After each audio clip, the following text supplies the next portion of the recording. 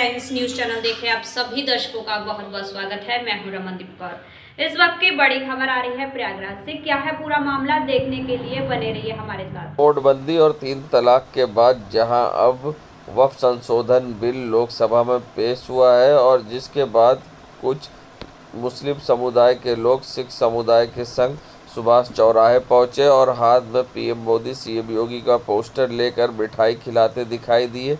तो साथ ही वक्फ बिल संशोधन का उन्होंने स्वागत किया, कहा इससे माफियाओं से वक्फ की ज़मीन बचेगी और साथ ही ऐसे में मुस्लिमों का उनका हक मिलेगा।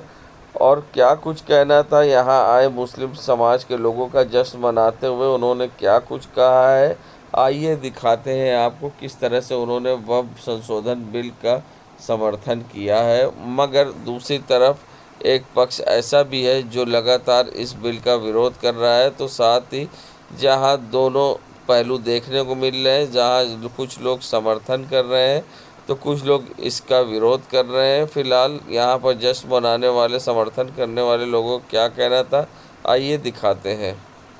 आज तक मुसलमानों को कितना भला किया ये पूरा देश जानता है, पूरा विश्व को भी जानकारी है। अगर ये लोग आज सही कार्य करे होते, मुसलमानों के लिए सही चीजें लाए होते तो आज इस तरह का दिन मुसलमानों को ना देखना पड़ता कि लगातार पिछड़ते से पिछड़ते चले गए।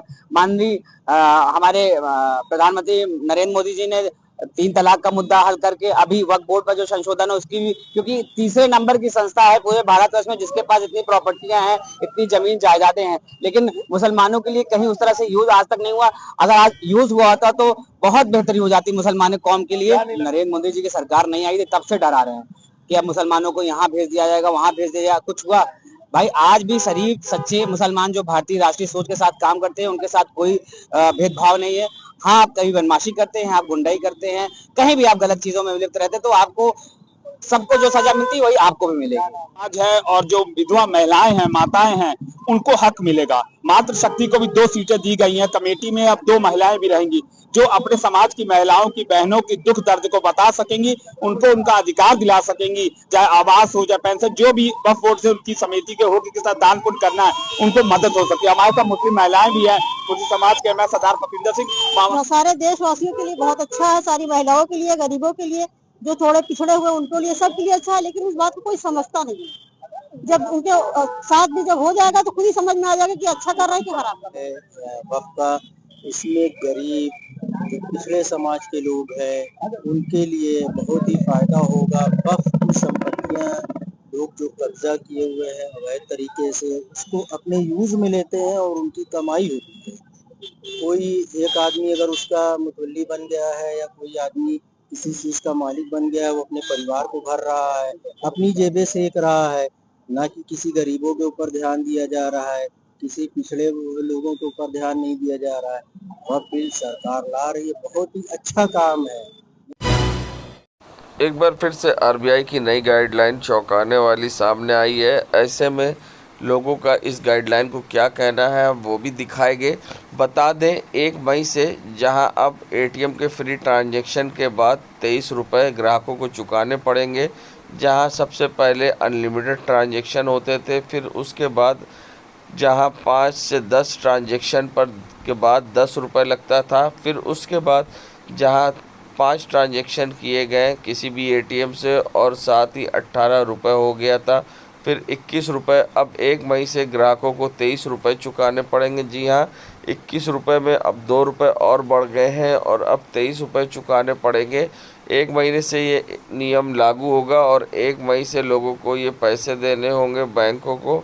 जब उनके फ्री ट्रांजैक्शन ख़त्म हो जाएंगे, वो एटीएम से विड्रॉ करेंगे पैसे, तो उनके अकाउंट से 21 की जगह अब 23 रुपये कटेगा। ऐसे में क्या कुछ कहना था और क्या लोगों की राय थी कि एटीएम से पैसे निकालने को और बढ़े हुए पैसे को लेकर, आइए दिखाते हैं। अच्छी बात है, मतलब देश के लोगों के लिए ज़्यादा ही है एक तरीके से भी, तो हमें रेगुलेट करना चाहिए और उसको, मतलब देश के लोगों से इतना बदला क्यों लें हम?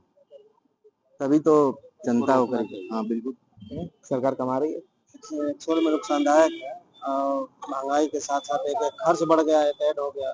अब एक ही बार महीने भर का खर्च तो आदमी रखेगा नहीं निकाल के ना, बार बार जरूरत पड़ती है एटीएम की विड्रॉ करने की और बार बार हमारे पॉकेट मनी जाएगा।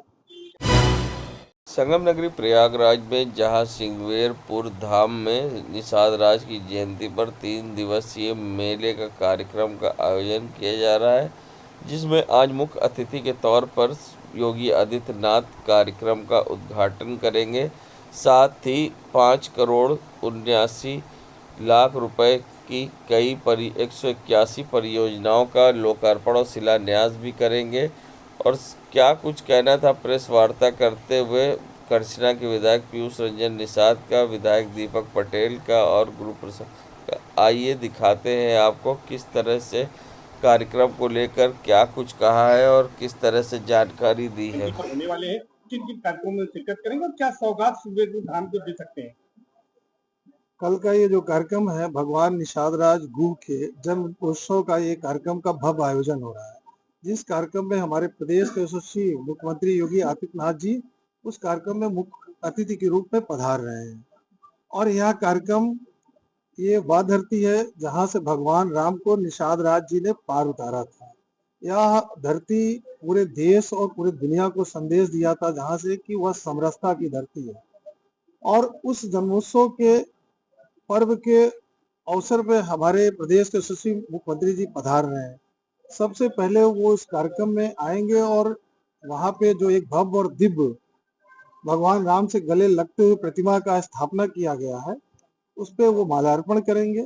और माल्यार्पण करने के बाद वहां पे एक विशाल जन सभा का भी आयोजन हो रहा है। और उस जनसभा से हमारे प्रदेश के यशस्वी मुख्यमंत्री जी पूरे प्रदेश के लिए लगातार कर ही रहे हैं। और कल का दिन हमारे निषाद समाज के लिए विशेष है। और अभी हम सब लोगों ने माननीय मुख्यमंत्री जी से मिल के आए 2 दिन पहले, और हम लोगों ने अनुरोध भी किया है और हमें पूर्ण रूप से विश्वास है कि कल सिंगवेरपुर की धरती से बड़ी कुछ सौगात हम सबको निश्चित प्रयागवासियों को मिलेगी। और हम सब लोग कल मंच से भी उनसे निवेदन करेंगे। और विश्वास है, जब भी महाराज जी से हम लोगों ने कुछ निवेदन किया तो सदैव उन्होंने विकास के लिए और दबे कुचले समाज को बढ़ाने के लिए सदैव उनका दोनों हाथ से उन्होंने कार्य करने का काम किया है। अच्छा, ये कार्यक्रम किसकी ओर जोड़ा बीजेपी के सहयोगी पार्टी निषाद पार्टी की ओर से जो कि राष्ट्रीय अध्यक्ष करेंगी उनका कार्यक्रम है। यह कार्यक्रम भगवान राम और निषाद राज जी का, यह कार्यक्रम न किसी पार्टी का है और न किसी व्यक्ति का है। यह कार्यक्रम का भव्य आयोजन जो बाबू कल्याण सिंह जी के समय से जो सिंगवेरपुर में रामायण मेला समिति के द्वारा आयोजन होता था, उस समिति के द्वारा इस कार्यक्रम का आयोजन हो रहा है। और इस कार्यक्रम में हमारी सरकार उस कार्यक्रम को भव्य और दिव्य बनाने में अपना पूरा सहयोग कर रही है। हिंदू नववर्ष पर जहां एक रैली का आयोजन किया गया, जिसका शंखनाद करते हुए युवती और महिलाएं रैली का अहम हिस्सा थी। बता दें, ये रैली जहां कंपनी बाग के पास से निकलकर सुभाष चौराहे होते हुए पहुंची और डॉक्टर कीर्तिका अग्रवाल के नेतृत्व में ये रैली निकाली गई, जिसमें महिलाएं और लड़कियां शामिल थीं और हाथों में पोस्टर बैनर लेकर सड़कों पर चलती दिखाई दी और हिंदू नववर्ष की शुभकामनाएं लोगों को देती दिखी।